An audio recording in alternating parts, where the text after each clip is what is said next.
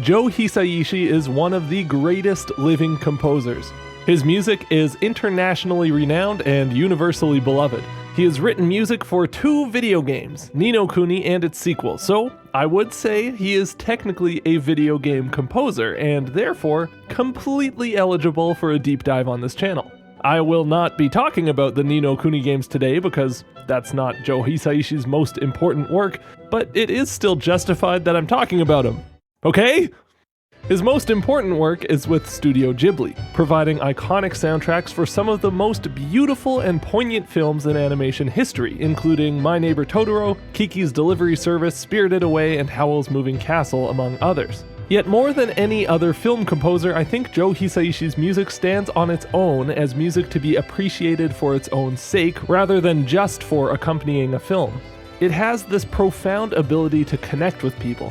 Hisaishi's a bona fide melodic master, which certainly helps, and like all the great composers, he has an instantly recognizable personal style, one that blends elements of classical music with jazz harmony in a really interesting way. So today I want to break down how Joe Hisaishi writes his melodies and how he incorporates more modern harmonic ideas into a classical sound. Now, let's begin. The most important and most impressive element of Hisaishi's writing are his impeccable melodies. They are always simple, almost to the point of nursery rhyme, but still manage to pack an emotional punch while being endlessly singable and catchy. Listening to the main theme from My Neighbor Totoro, one wonders how no one had written this melody yet in 1988.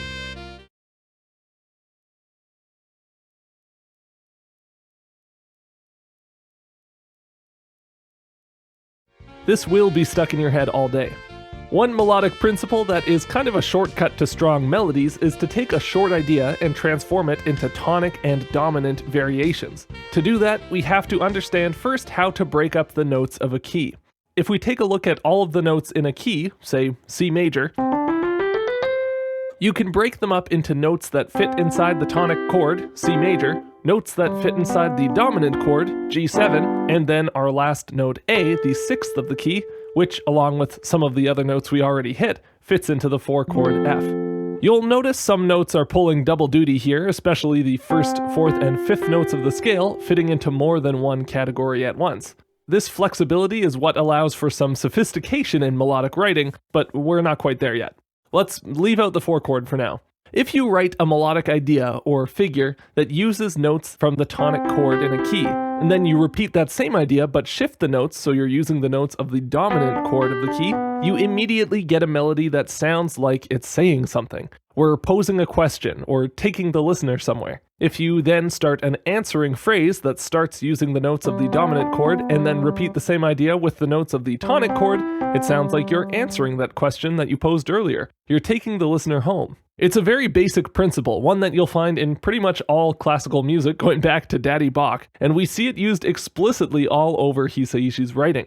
In the Totoro theme, the main melodic hook starts by jumping down the notes of our tonic triad C to A to F in the key of F.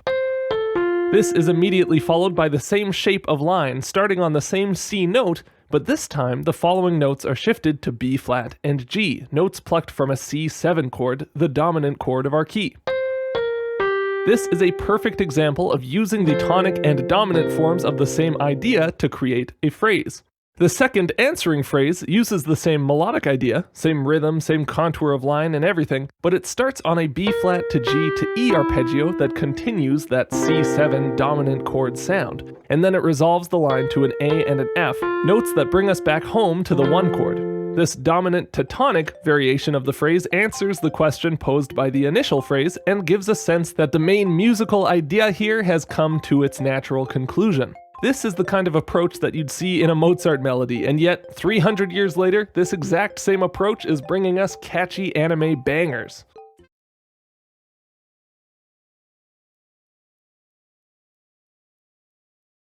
Learning about this kind of structured melodic writing can seem really stuffy or boring, especially since the examples of it given in textbooks are typically hundreds of years old, but it's actually a fundamental part of writing music. This Totoro hook certainly doesn't sound dated or stuffy. It's a simple phrase for sure, but it's undeniably a strong melody. These categories of tonic and dominant are super important because while there are loads of ways to harmonize a melody that have nothing to do with traditional tonic and dominant chords, any melody written in a key is going to have notes that feel resolved to and notes that want to resolve, and these categories of 1, 5, and 4 chords are perfect ways of identifying which notes in the key want to move and where they want to move to. In fact, our whole idea of functional harmony, of 1 and 5 and 4 chords and all the others, is built on how the notes of a scale want to move in the first place. Using explicitly these structures that are at the root of Western music, the foundation upon which all of our musical innovations have been built, is like drawing upon an ancient magic.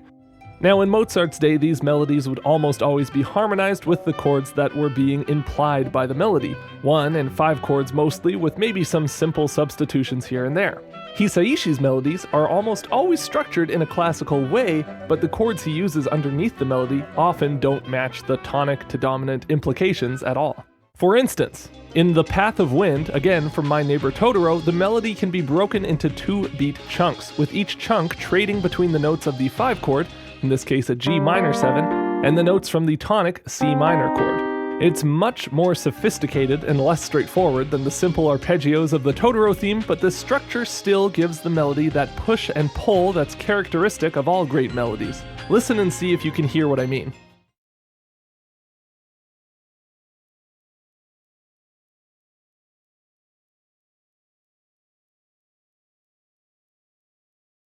The fifth is a special note because it can act as a resolution point or a point of tension, being part of both the tonic and dominant chords. This quality is why a lot of these kinds of classically structured melodies end their first phrase on the fifth, setting up a repeated phrase in a way that feels resolved enough to end the phrase, but still leaves the door open for more melody to come in with an answering statement. Now, bringing in the harmony underneath, we see that it's not only completely different from these implied 1 and 5 movements, the chords move at a completely different pace than the melody.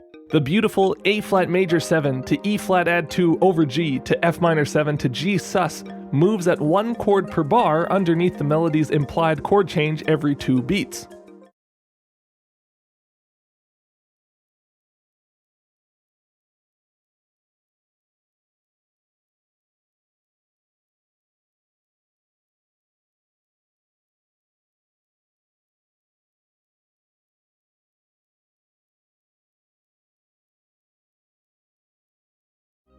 This chord progression does not feel classical at all, and it has that great modern ambient quality that you get when a bunch of colorful extended chords wash over the music without giving that much harmonic motion. But the melodic structure here provides more than enough motion on its own to make up for it, giving us the best of both worlds.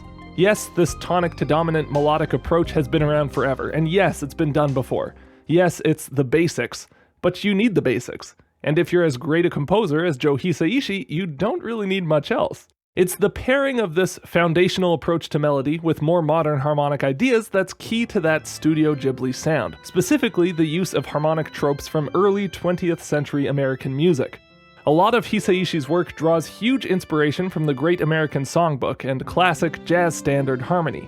Check out this turnaround from Osono's Request from the movie Kiki's Delivery Service, a 3 to flat 3 to 2 to 5 that brings us back to the 1 chord C major. This is a piece of harmonic vocabulary ripped right from the jazz tradition.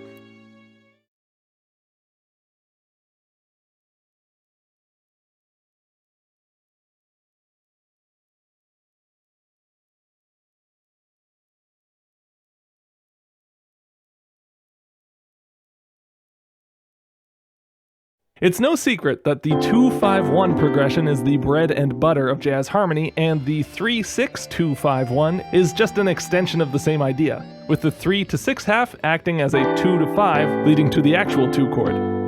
Using a tritone sub to exchange the dominant 6 chord for a flat 3 chord has the same effect, but adds this lovely sliding chromatic motion to the whole thing. This is the sort of thing you'll see plenty of flipping through a real book, but hardly any of listening to your average, subdued string orchestra piece. Taking this kind of American harmonic language out of the context of its jazz roots puts it in an entirely new perspective. Jazz musicians love to dissect harmony, to the point that we sometimes forget that jazz music was primarily a rhythmic innovation rather than a harmonic or melodic one. removing the rhythms and ensembles typical of jazz music and mixing in the rhythmic, melodic, and orchestration sensibilities of classical European music gives us something that sounds fresh and unique, made entirely from very old parts. To me, it allows the beauty of this classic jazz harmony to shine through more clearly than it normally does, plunked out on the house piano in a crowded jazz bar. I have to shout out the channel Musica Universalis' excellent video on why jazz and classical music scenes haven't mixed much for the last 100 years for inspiring this observation about Hisaishi's work. Go check it out, I'll link it in the description. We see this jazz-classical combination happening in the main theme of Howl's Moving Castle, Merry-Go-Round of Life. The melody in isolation is very simple and very unlike a jazz melody, consisting of straight quarter note arpeggios up our tonic G minor chord, interspersed with a little movement down the G minor scale to link the arpeggios together.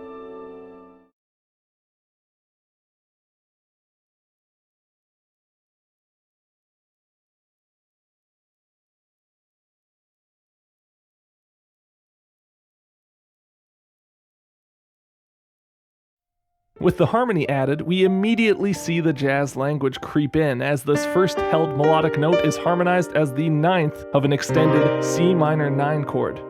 That's jazz, baby! This C minor 9 chord moves to a D7 flat 9 that resolves to a G minor 9 chord, our first harmonic resolution to the piece's tonic.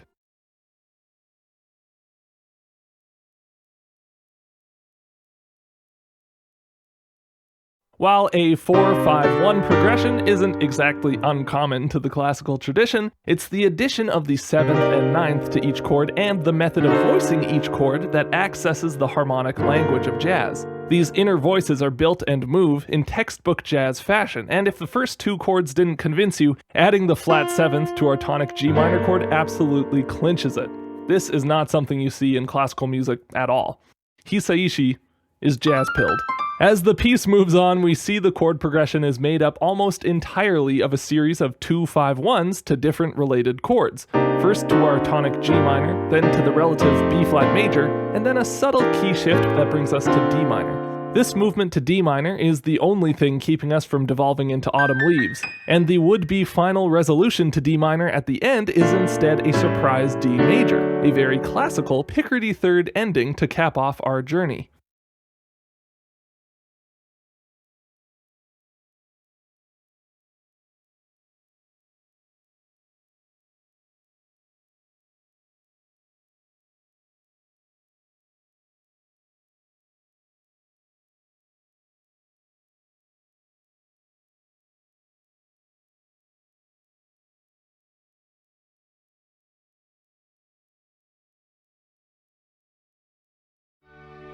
As important as I think this combination of jazz standard harmony with classical melody and orchestration is, there's also one specific harmonic trick that always instantly makes me think of the Studio Ghibli sound. This is one that you can take home and plug into any of your own writing and I guarantee results. I'm talking about the 2-5 to the 4 chord. We've talked about 2-5s already in the video, and you saw in our last example how you can build quite a long chord progression by stringing together 2-5-1s landing on different target chords. But when you make one of these target chords the 4 chord in a key, especially when that 4 chord is at the start of a phrase, that's when things get real Ghibli real fast. In the track The Flower Garden, a reorchestration of the theme we just looked at from Howl's Moving Castle, we see a reharmonization that adds in this 2-5 to the 4 move leading into the second phrase. Now, we're in the key of C minor, so technically this is a 2-5 to the flat 6 chord, but it's the exact same thing. The 4 chord in the key of E flat major is A flat. The relative minor key to E flat major is C minor. So if you're in the key of C minor and you go to an A flat chord, which is the flat 6, you get the same sound as going to the 4 chord in a major key. Just take a listen and see what I mean.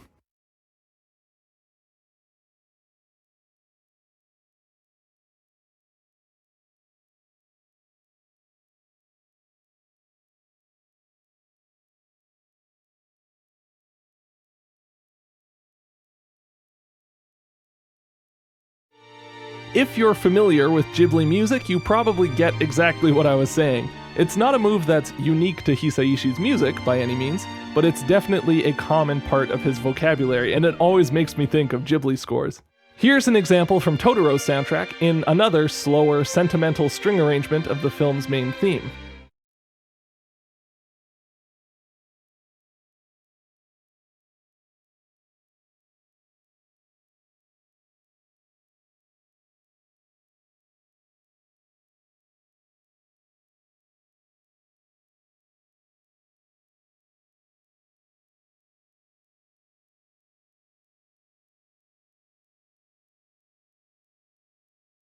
It's so weird when you can identify and break down a musical technique that feels so emotional, and knowing how it works doesn't at all reduce the effect it has on you when you hear it. Again, this is something taken from early 20th century American jazz, but using it specifically to end a phrase and with a straight rhythmed string orchestration just is totally part of Studio Ghibli's musical identity. Hisaishi isn't content with just the harmony of early jazz standards, though. He's no stranger to the weirder, wilder side of jazz harmony either, and there's no way to bring that up without talking about Spirited Away. One Summer Day, the main theme for the studio's Oscar-winning breakthrough hit, begins with a series of big, rich piano chords. These chords use a quartal and quintal approach to harmony. Quartal and quintal harmony means that rather than focusing on building up a specific chord like a G minor or B flat 7 or whatever, a composer focuses on using the sounds of perfect fourth and fifth intervals respectively to create different harmonic colors. These techniques were explored thoroughly by the modal jazz musicians of the 60s and have become an essential piece of vocabulary for any modern jazz musician. These chords are not easily labeled by traditional chord naming conventions, and the naming conventions wouldn't really help us understand them better anyways. But the 4 chords in this introduction are built as follows. We have a pair of stacks of perfect fifths, one in each hand, that build off of F and D notes to create this rich F major E type of voicing. The following chord rolls down fourths from a high C and gives 1/5 interval in the left hand, combining to create an odd C major 7 kind of chord. This exact structure is moved down a whole step before it explodes out into a giant stack of fourths. 6 notes, each a perfect fourth apart, built up from a low C sharp note. Remember, the sound of these opening chords doesn't really come from them being an F major something to a C major to a B flat or whatever. It comes from the structures of fourth and fifth intervals that were used to build them. Altogether, they sound like this.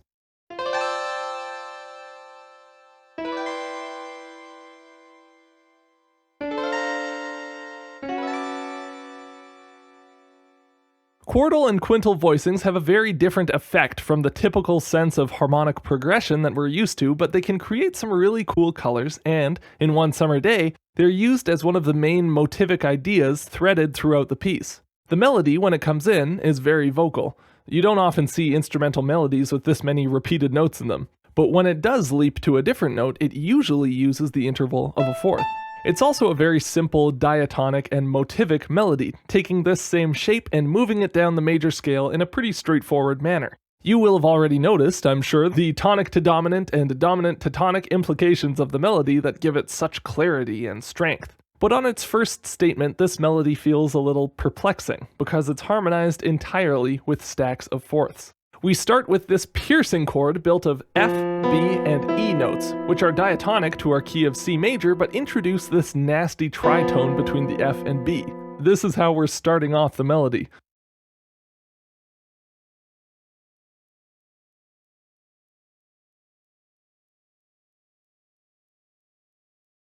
The next chord is another stack of fourths, this time built up from an A note. Then we see this same fourth shape move down the C major scale until we get to the end of the phrase.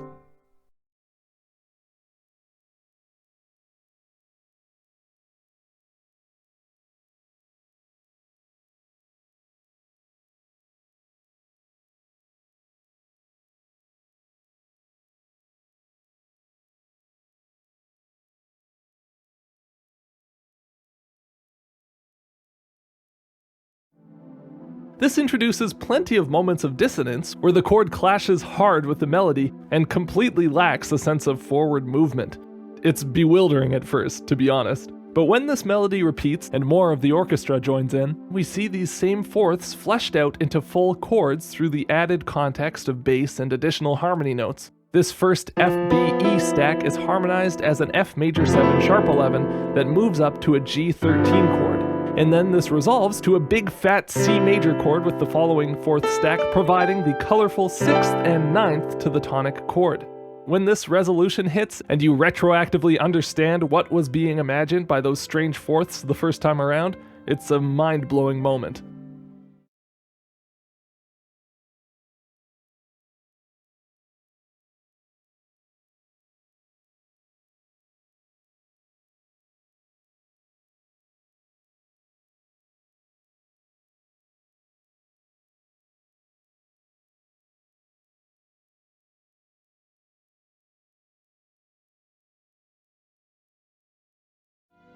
Hisaishi used the opening piano chords to let you know what was coming and prime your ear for the dissonance of the initial melody harmonization. Then he trusted his listeners to stick around through that dissonance so that he could give us the payoff after.